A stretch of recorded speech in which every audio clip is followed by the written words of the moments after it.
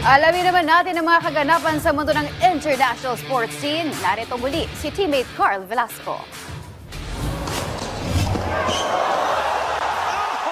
Nagkakaroon ng pagkakataon ng mga tennis pros na mga pag-uwi ng limpak-limpak na papremyo kung sakaling hiraging kampiyon sa paparating na US Open ngayong buwan. Yan ay matapos i-anunsyo ng New York-based tournament ang kabuuang papremyo na aabot sa $90 million, ang pinakamalaking gantimpala sa kahit anong Grand Slam event sa kasaysayan.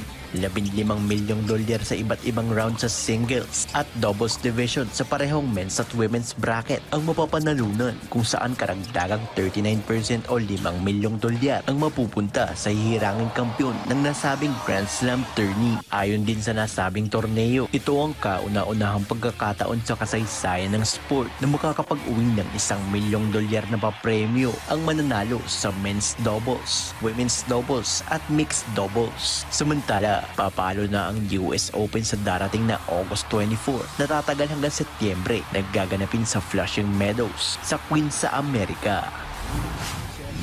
Sa iba pang balita, plano ni US President Donald Trump na lumikha ng isang task force na layong siguraduhin ang kaligtasan ng mga atleta at iba pang bibisita sa Amerika sa darating na 2028 Los Angeles Olympics. Yan ay ayon sa isang executive order kung saan ayon kay Trump, gagawin niya ang lahat para maging mapayapa ang pagdaraos ng ika-34 na edisyon ng Olympiyada, kung saan sakop din ng nasabing task force ang pagsala sa mga transgender athletes upang hindi makalahok sa lahat ng pambabaeng laro. Ang nasabing banning ay parte ng Keeping Men Out of Women's Sports, isang executive order na nagbabawal sa mga transgender women na lumahok sa kahit anong female sports competition sa buong Estados Unidos. Samantala, patuloy pa rin ang mainit na debate ukol sa transgender inclusion sa sports dahil ayon sa ibang kritiko, isa itong pagyurak sa karapatan ng mga transgender athletes. Matatanda ang naging kontrobersyal ang isang gold medal match sa nakaraang Paris Olympics matapos talunin ni Imane Khelif ang isang Chinese boxer at makuha ang ginto na agad namang sinundan ng isang disqualification mula sa International Boxing Association matapos hindi maipasa ang isang genetic sex eligibility test, kahit na ilang beses na sinabi ng Algerian national na hindi siya isang transgender. Samantala, patuloy ang pakikipag-ugnayan ni Trump sa US Olympic at Paralympic Committee para maayos na mairaos ang makasaysayang 2028 Olympics na magsisimula sa July ng naturang taon.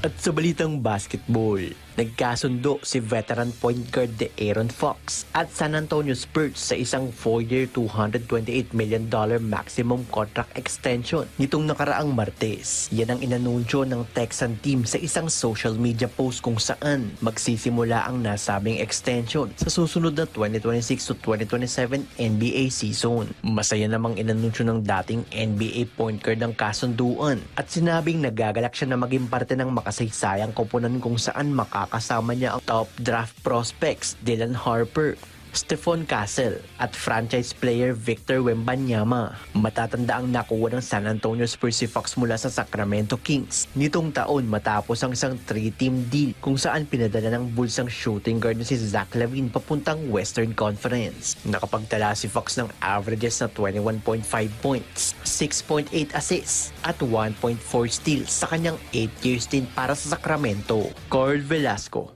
para sa Pambansang TV sa Bagong Pilipinas.